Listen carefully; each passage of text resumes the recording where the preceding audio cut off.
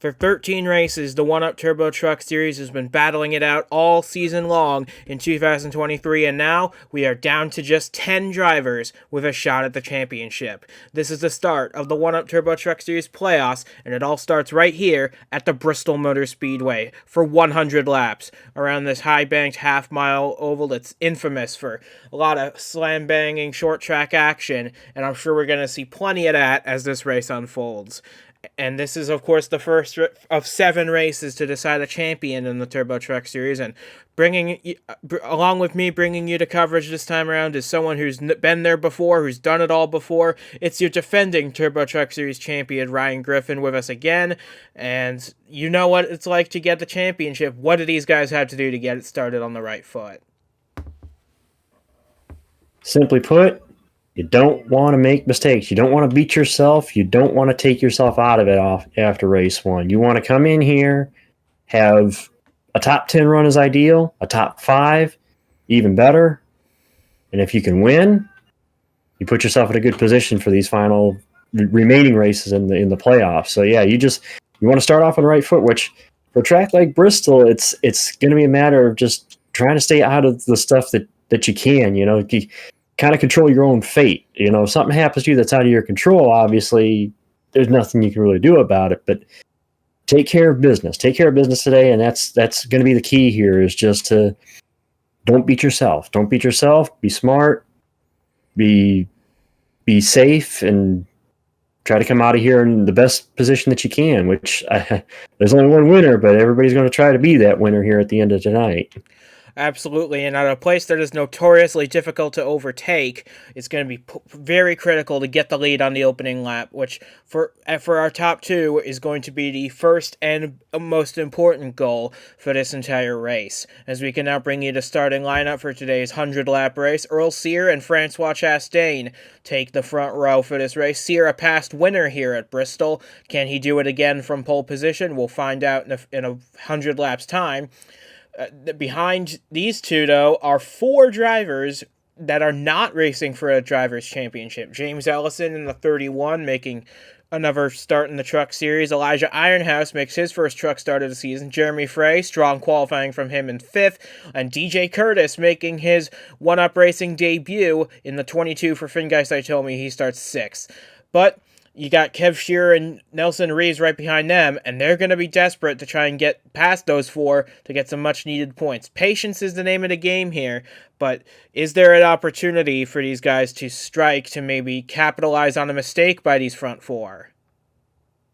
Well, yeah, it's just you got to take advantage of the opportunities that are put in front of you, and Reeves and Shearer, although they're starting relatively in a good position, they're starting 7th and 8th. You want to try to pounce, especially here at Bristol, where it is tough to pass. The best passes you're going to be able to make are going to be at the start of the race. At the start of the race, when the tires are best, the truck is going to be at its best. You got to try to take advantage of any opportunity you have, and they're going to take any little opportunity that presents itself. If somebody makes a mistake, slips up a groove, and gets out of line, they're going to try to fill that hole, obviously, without taking themselves or damaging their own trucks in the process. But yeah, you want to take advantage of any opportunity that comes to you, even if it's out of a mistake that a competitor in front of you makes.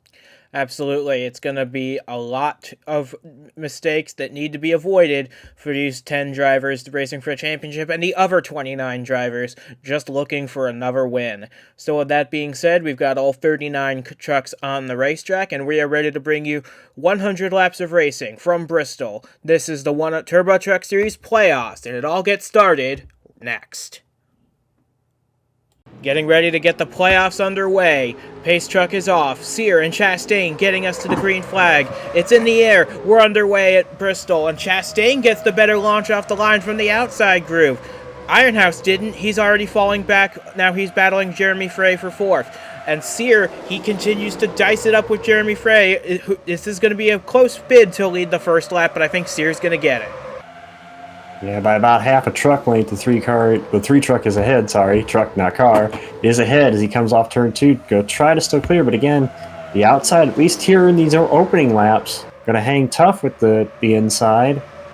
Chastain trying to use the high side momentum to see if he can stay ahead of Sear, but instead they run They still run side by side as Ironhouse, I believe, is cleared 4-4. So Ellison sitting there third, Ironhouse fourth. Is the battle is for the lead right now is behind them. They're pretty much single file now, back to about 6-7. Yeah, Earl Sears led the first 3 laps, but Chastain's doing everything he can to wrestle that lead from the 3 car, because the top of the racetrack, this is when it's going to be its strongest right here, and it looks like Chastain does clear for the lead as we come off turn 4.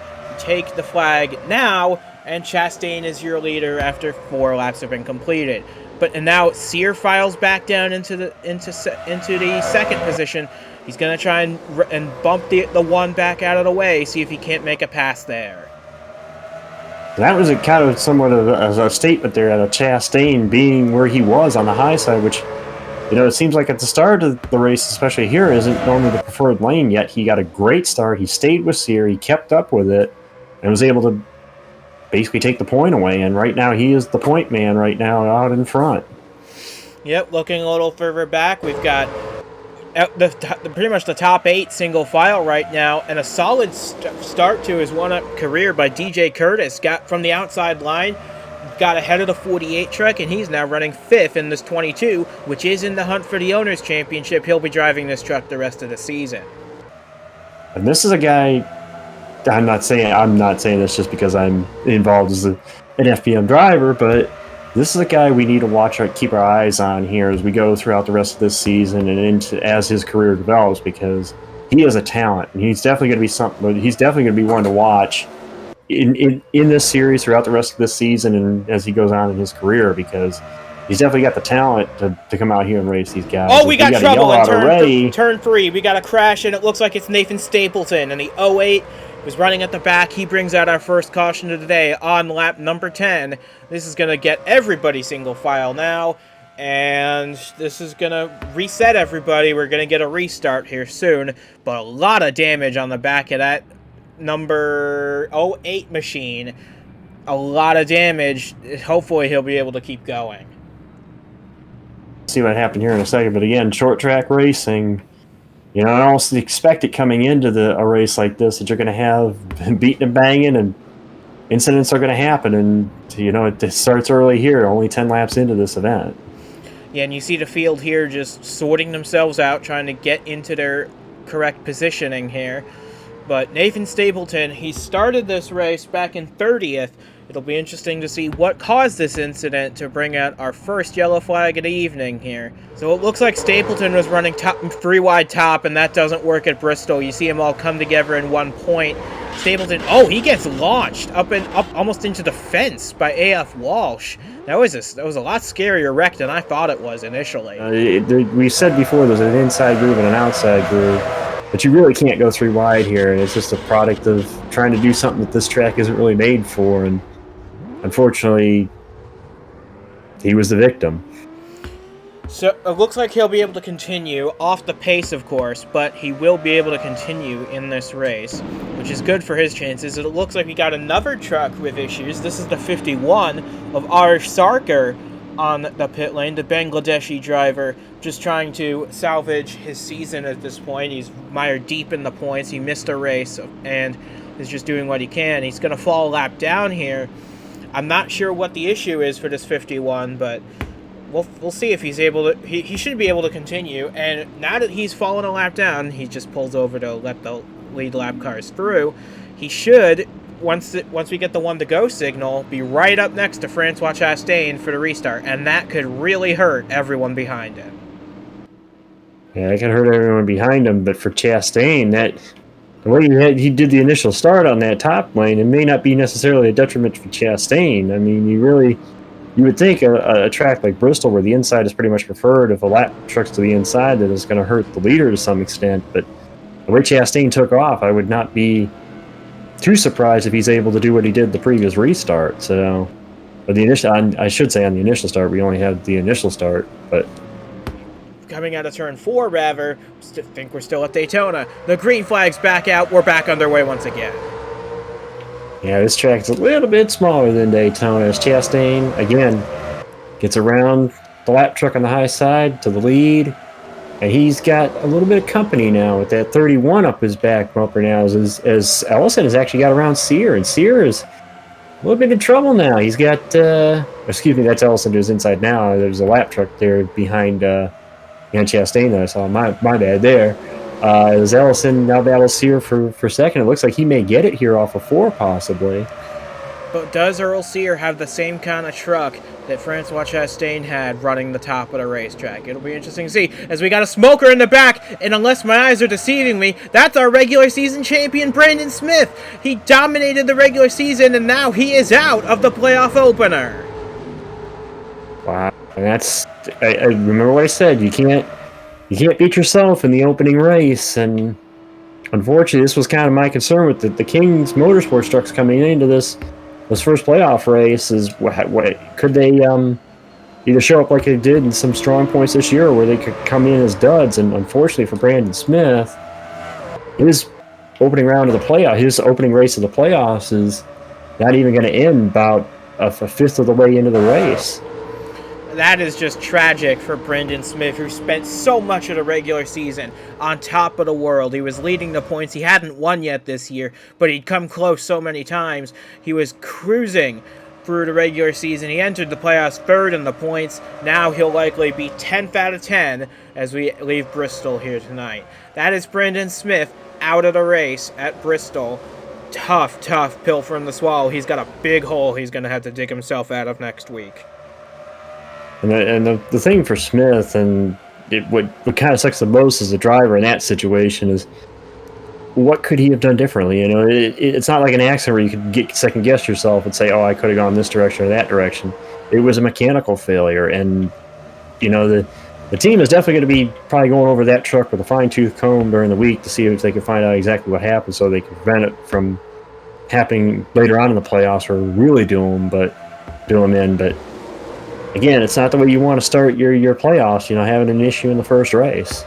Yeah, and look at what that did to this front group. It separated the top 8 from everybody else. You see Brian Grigsby leading this group of 3. Aiden Smith, Justin Whitmer back here running 9th, 10th, and 11th. And then Bronson Minnick and looks like Nick Breeding, 2 more playoff drivers further back there. But it continues to be Francois Chastain out front, and he's starting to build a buffer between himself and Earl Sear. It's almost a second's lead he's got. I was correct in my assessment. That 51 is doing a lot to hold up this group in front of him, or behind him, I should say. And now that's allowing Chastain to build a huge lead out front. And you see, Chastain just trying to take advantage of the fact that he knows they're held up by that lap truck, and just let me get out here and lead as many laps as I can of this thing until, you know, somebody tries to come up here and get after me. So it's almost kind of I know it sucks that he had to start with the lap truck to his inside, but it was almost a help to have the lap truck there. Oh, it's absolutely a help to have that lap truck there, because now his gap is a 1 1/4 seconds, and Earl Sear and Elijah Ironhouse, the 2 Team Duke trucks, they have been unable to make anything happen with the 51, despite that being lesser equipment than Team Duke's caliper, obviously. But like I said at the top of the show, this is a very tough place to pass, even if you're a lap down. So Sear and Ironhouse are going to have their work cut out for them. They need to clear this 51 quickly if they're going to have any hope of winning this race. Yeah, the more that they kind of hang behind them, the more time they're losing to the one truck. So you got to try to find a way around as soon as you can, without obviously putting your own race in jeopardy. But yeah, and I still got to tip my hat to Ellison and the run he's having so far here tonight. Running top 5 in that 31, sitting there in the 4th position. Good run for that organization, at least so far. Yeah, he's doing a very nice job. He's the lead Crossroads truck by a mile here in this 31, running right in front of the FPM debutant DJ Curtis. Nelson Reeves has made his way past the 48 of Frey. He's up to 6th. Kev Shearer's still trying to work his way past the 48. He runs 8th, but they've got a very nice cushion of about a second back to 9th place Brian Grigsby. So I think these guys are just content. These guys that aren't named Earl Sear are just content to ride where they are. But Earl Sear's desperate to try and get past this lap truck in the 51. He's trying different lines now, you see. But that could be risky because he could let his teammate under him. And that's the other thing too is, yes, you want to catch Chastain, but you also don't want to do something that puts you in a bad situation where you end up in the hole in the championship because you tried to be over eager and trying to pass the lap truck. So he's trying to. That's exactly why he's trying to take his time. The only issue here is if if the truck behind him gets impatient, decides to go for it, then although I doubt that would happen considering it's his teammate behind him, but if the guy behind him were to get impatient, decide, hey, I'm going to go, you may be the one on the end of the chrome horn here. And talk about the chrome horn, DJ Curtis just put it to James Ellison, who moved to 22 up to 4th place. That knocks Ellison back to 5th. He slots in just in front of Nelson Reeves. So that 22 is not afraid to make some moves in his first career start. Now he's got the 2 Team Duke trucks to try and deal with. And the other thing is we got to keep in mind too is with Curtis this being his first start, there's a little bit of that chip on your shoulder coming in. It's like, hey, I want to do well in my first start. I want to show these guys why I'm here. And you know, to be running top 5, granted, yes, it is an FPM truck, you could argue, but to be running top 5 in your very first start in the series, that's an impressive mark. It certainly is, and I'm sure Jeffrey Finguy is very happy watching this performance from this 22 truck. And now he's actually getting underneath Ironhouse. This could be a move for 3rd in the making here. So Curtis doing a fantastic job picking his way through traffic a little bit at a time. But this is all allowing Francois Chastain to get a huge lead now of at least 2.6 seconds. Chastain, again, just loving this while they're racing each other. He's like, boys, I'm just going to get out here and go for a Sunday drive. And granted, it's not Sunday, but he's just out here just doing his thing. And like I said, that's what you got to do when you're in the battle for this championship. Is you just want to try to get as max points as you can, as safely as you can. And right now, Chastain is probably in the best position you can be. So he's out front leading and logging laps. The one thing he's got to be careful of, he's about to catch the tail end of the field soon. So that could be problematic if these guys do get past the 51 and he catches the lap traffic in the wrong spot, they will be on him quickly. So Chastain's got to be patient with those lap trucks, as now it looks like Grigsby, Smith, and Whitmer have caught this group. So now, and Minnick and Breeding aren't too far behind either. So we've got about 12, 13 cars in the mix for 2nd place here, as Chastain has just checked out to a 3-second lead. Yeah, and everybody, again, we're not quite to halfway, so patience is not quite to the point where it's worn thin, but I'm sure these guys, especially Sear, are just kind of frustrated because they know they may, and there goes Sear now looking to the inside. We may see the dam kind of break open here for a second and see some of these guys get by this lap truck, because it's unfortunate to see this, because you see her thinking he might have a truck. He started on pole, thinking he's got a truck that can maybe win this thing, and to be stuck behind a lap truck and lose all that time and then have to try to make all that time back up, it's just it gets to be frustrating for a driver. And especially considering this 51, he's not racing for anything, because this isn't the leader. He's not racing to keep his lap. So these guys are all trying to just get past him, and he knows he won't gain anything by staying ahead of them. But he's desperate at this point to just save something at this point, as Reeves gets by the 31 of Ellison, and Kev Shearer gets underneath the 48 in their battle for 7th. And slowly but surely, Sear keeps working that inside. So the way this track is, the inside being the preferred lane, he should eventually get by him. But again, the lap track just kind of being a nuisance. But at the same time, it is their prerogative. It is their right to be able to race up there like that. It's just, it's frustrating these drivers like Sear and Ironhouse and Reeves, Shear, and these other front runners. Yep, but now we've got a battle for 3rd on our hands. Curtis and Ironhouse battling it out. This is a strong performance out of Finguy Saitomi Motorsports. They got both their trucks in the top 10 at the moment. We see Grigsby now getting around the 48 of Jeremy Frey as well. So, and now Shearer gets underneath Ellison. So we've got some playoff drivers making their way closer to the front. And you see Francois Chastain, he's just getting a little bit closer to that lap traffic up ahead of him. this is the unique thing you kind of briefly touched on a little bit ago about lap traffic at Bristol. Because Bristol being as short as it is a short track. We get this so-called conveyor belt of cars where the leader will catch the lap traffic. And it all depends on where the leader catches the lap traffic will depend on whether he keeps the lead or has to deal with his competition putting it to him, so to say. So we'll have to see as Chastain catches this traffic if these guys who have been held up by the lap truck can flip the script, so to say, and use that traffic to their advantage. Chastain's got to be being told at this point that all the drivers he's racing have been unable to get by Sarker in the 51.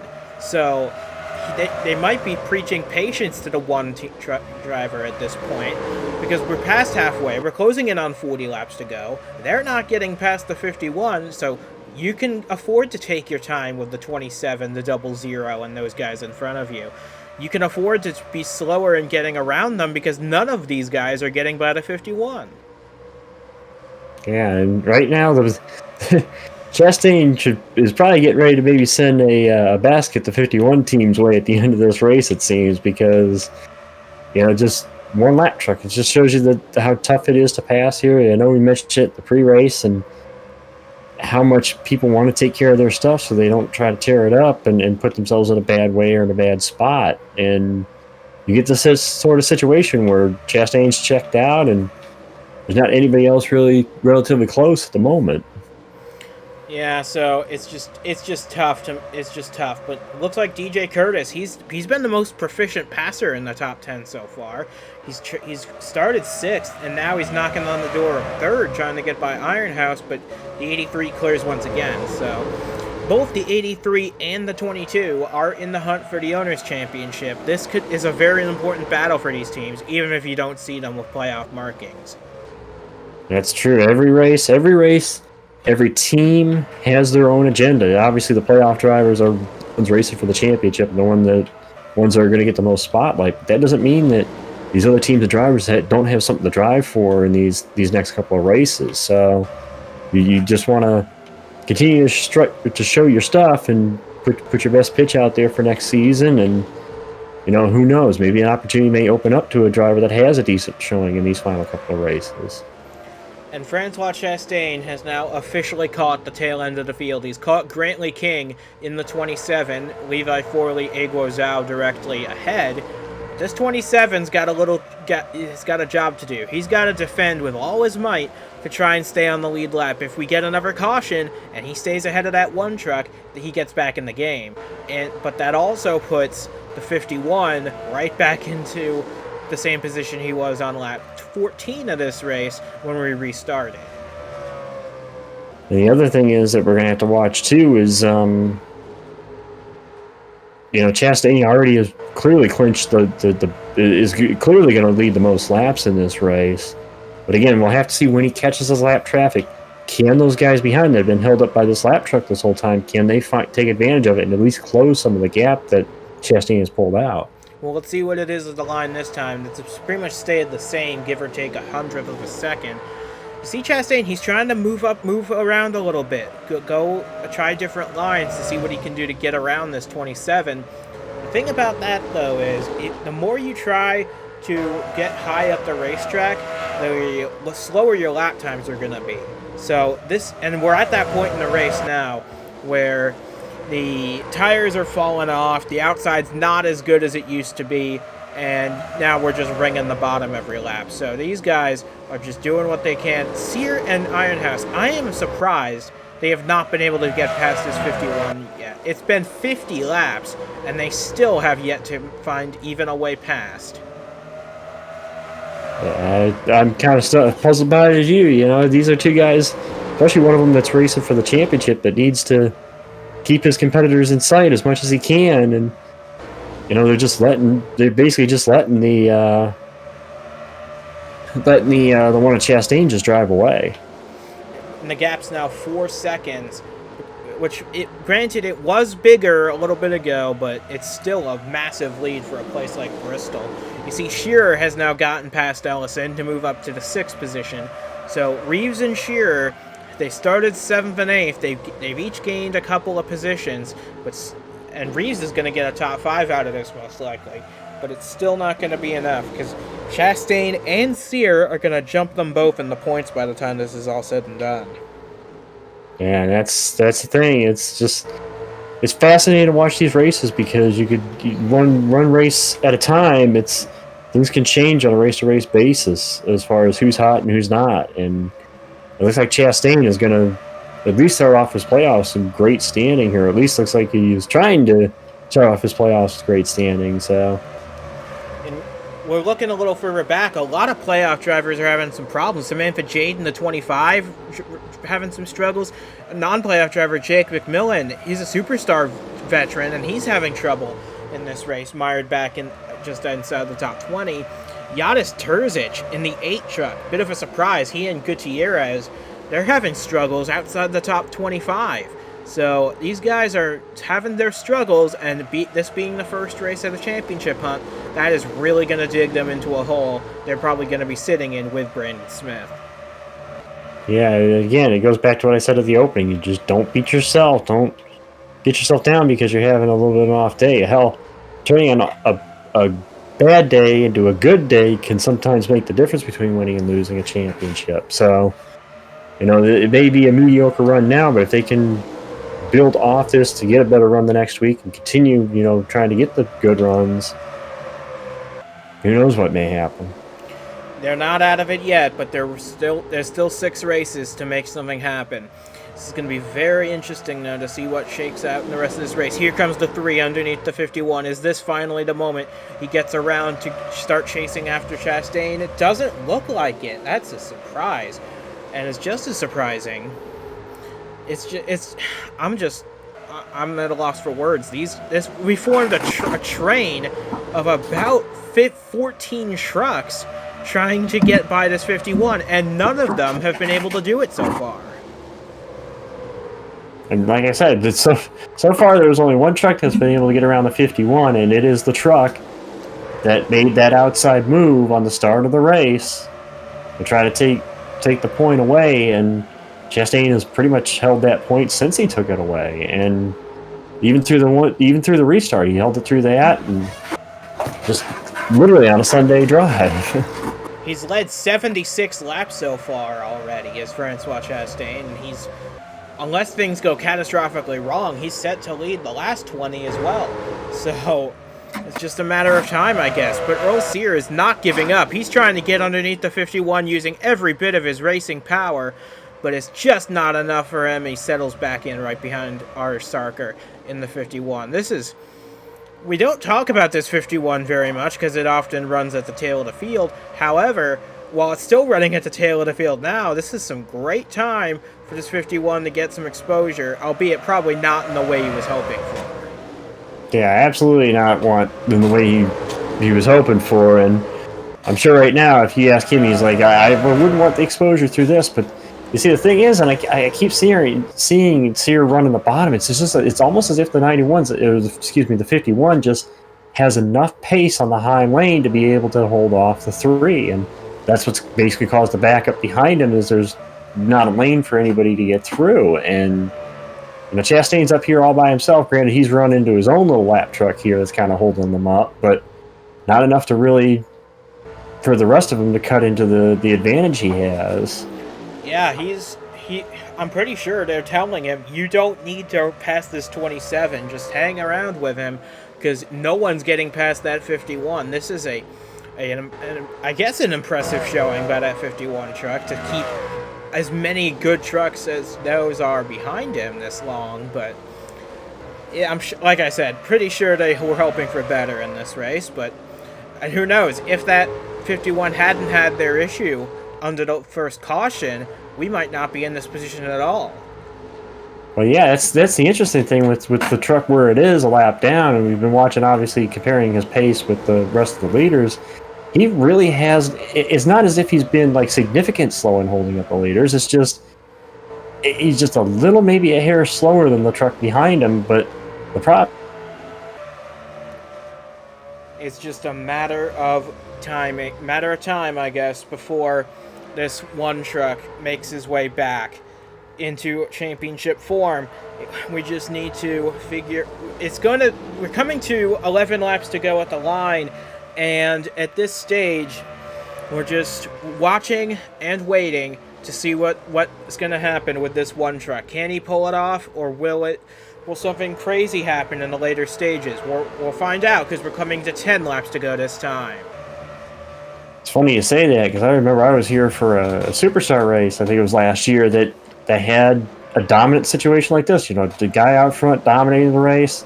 A late race yellow came out in an incident that the leader at the time was caught up in, and it flipped the whole complexion of that race. So just goes to show you, you can't necessarily rule that anything's out or count your chickens before they hatch, so to say, until the checkered flag falls here. So, and again, I'm still impressed. DJ Curtis, great run there, sitting in fourth. Again, Ellison, we mentioned him, the great run he's had so far. And we're taking a look at some of the other guys here in the top 10 that are running in the top 10 at the moment. Grigsby, playoff contender. We mentioned Reeves and Shear. Frey in the 48 running there with Ellison. So there's a lot of other storylines that we're going to have to follow, in the post race of this race and going into next week going into the next race about, who really got the big gains out of today. And to me, I think the one who had the biggest gain today outside of Chastain is this 3 truck, to be honest. Absolutely. He was fairly deep in the points going into this race. Of course, everybody was within 15 points of the lead, but he was pretty far down the seating. But now, as they run right now, he would be second in the points to that one truck. So a lot still to come in the next 6 races, but with 5 laps to go, looks as though this is going to go Francois Chastain's way. Yeah, the only real battle on the track at the moment is looks like there's 2 battles here in the top 10. Looks like Ironhouse got kicked to the high side, so a little battle there, and the Grigsby and the 39 are battling back here, basically backside of the top 10, like the last couple spots of the top 10. So, it's just going to be interesting to see what happens in the rest of these races. Again, a lot of guys coming in here are going to have a decent top 10 run to start the playoff run, but man, I think the headline of the day is definitely going to be Brandon Smith's, the engine going south on the 18, and then Chastain pretty much, having his way here at the front. It's all going to be talked about for a long time in this one. Curtis doing everything he can to get by Ironhouse, but we only have 2 laps to go, and Chastain's lead is massive. It is 3.5 seconds. We're coming to the white flag here. This is almost all said and done. You might as well. I guess you could say that Chastain has put the bow tie on this present, because it's funny that he's driving for a Ford and, we're saying to put the bow tie on it, but yeah, he just putting it on today. Coming through 3 and 4 for the final time, it's going to be Francois Chastain picking up another win in the Turbo Truck Series. He comes home with the checkered flag, his 2nd win of the season, and he's going to vault to the top of the points table with that win. Earl Sear brings it home 2nd. He'll be 2nd in points as well. Ironhouse just held off DJ Curtis for 3rd, but that's still a great run by that 22 bunch. And it looks like we got a bit of a stack up back here as everybody's trying to slow for the pits. Not everybody made it without damage, it looks like. Nelson Reeves comes home in 5th position when this is all said and done. A strong day for him and for Kev Shearer too. Kings Motorsports 5th and 6th. Ellison and Frey and Justin Whitmer, a bunch of non-playoff drivers, come home 7th, 8th, and 9th, and Brian Grigsby completes the top 10. But this race was Francois Chastain's. From the moment he got past that lap truck of the 51, this race was his, and I don't think anyone was going to deny him that.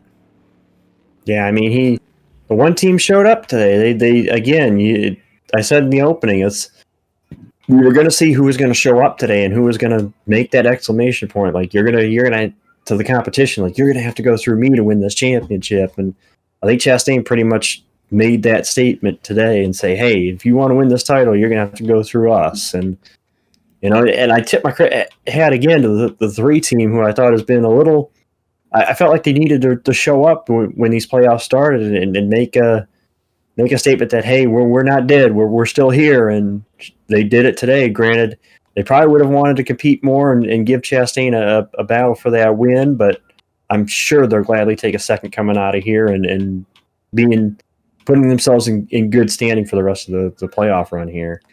So from Ryan Griffin and from myself as well, we say goodbye from the Bristol Motor Speedway. Next time we see you, we'll be on the dirt racing at the Illinois State Fairgrounds. We got heat racing coming for you next week. We got a lot of fun for you this time next week. So we'll see you all in Springfield. But for now, so long from Bristol. Congrats to Francois Chastain. He gets the playoffs started perfectly with a dominating win. He led 96 laps today.